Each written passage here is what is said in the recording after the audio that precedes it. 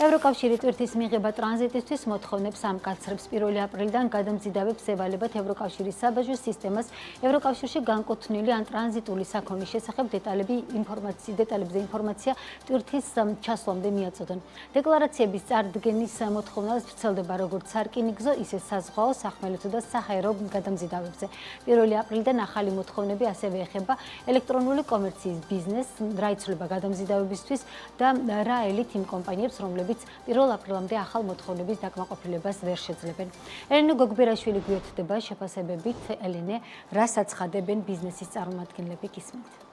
ნინო, დავიწყოთ იმით, თუ რა იცვლება 1 აპრილიდან სახმელეთო გადამზიდავებისთვის. ევროკავშირის ქვეყნებიდან ტვირთის შესახებ დეკლარაციის წინსწრებით სისტემაში ატვირთვის ვალდებულება რამდენიმე თვის წინ უნგრეთის შემთხვევაში ამოქმედდა 1 იანვრიდან კი პოლონეთში ტვირთის გადაზიდვაზე გავრცელდა. შესაბამისად, ასე თუ ისე იმპორტის მართვის სისტემაში ეგრეთ წოდებულ ICS-2-ში ინფორმაციის ატვირთვის გამოცდილება გადამზიდავებს უკვე აქვთ. 1 აპრილიდან კი ონლაინ რეჟიმში ამ ინფორმაციის წარდგენა მათ ევროკავშირის წევრ ყველა სახელმწიფოში ტვირთის ტრანსპორტირების ან ტრანზიტის შემთხვევაში მოუწევთ. კაიროს ლოჯისტიქსის გენერალური დირექტორის თქმით, მსხვილი გადამზიდავი კომპანიები ამ რეგულაციას მომზადებული ხვდებიან, თუმცა ადმინისტრირებასთან დაკავშირებული ხარჯების გათვალისწინებით ეს გაცილებით პრობლემური შეიძლება იყოს მცირე გადამზიდავებისთვის, რადგან საკმაოდ მაღალია ჯარიმები იმ შემთხვევაში, თუ მოთხოვნილი ინფორმაცია ევროკავშირის ქვეყნებში შესვლამდე შესაბამის სისტემაში არ იქნება ატვირთული. ჯარიმა საკმაოდ მაღალი 2800 ევრო არის, ვინც არ ახსენებს ამას, ეს პირველი პრობლემა არის.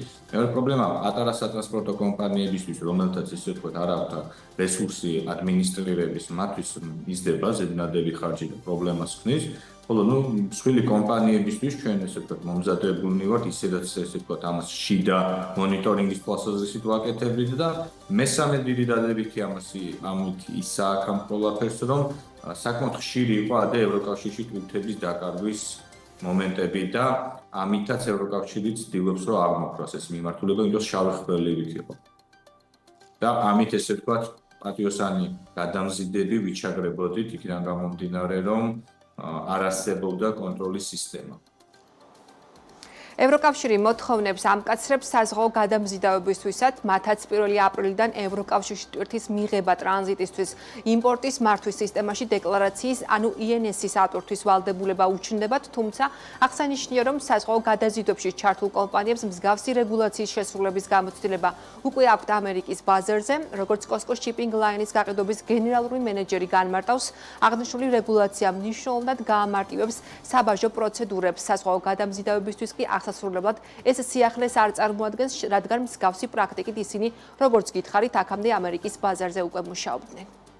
ამერიკის ტრეიდზე ეს პრაქტიკა იყო, დიდი ხანი არსებობდა, ჩვენ ამ პრაქტიკის მიხედვით მუშაობთ და ეს უბრალოდ ახლა დაემატა ევროპას, რაც არაფერი გასაკვირი ამაში არ არის. პირიქით, ესე ვთქვათ, უფრო და უფრო ციფრული ხდება და უფრო და უფრო პროცესების და ზოგადად მთელი ლოჯისტიკური ჯაჭვის დროის შესამცირებლად კეთდება ეს ყველაფერი.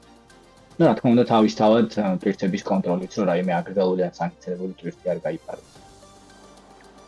ევროკავშირში ტვირთის მიღება ტრანზიტისთვის დეკლარაციების წარდგენის მოთხოვნა ასევე ვრცელდება სარკინიგზო და საჰაერო, ასევე საფოსტო და ექსპრეს გადამზიდავებზე. თავად იმპორტის კონტროლის სისტემა ICS-2 ეს არის ტვირთის წინასწარი საინფორმაციო სისტემა, რომელიც საქონლის საერთაშორისო ტრანსპორტირებისა და მიწოდების ჯაჭვების უსაფრთხოების გასაუმჯობესებლად შეიქმნა და ხელს უწყობს მაღალი რისკის შემცველი ტვირთების უკეთ იდენტიფიცირებას.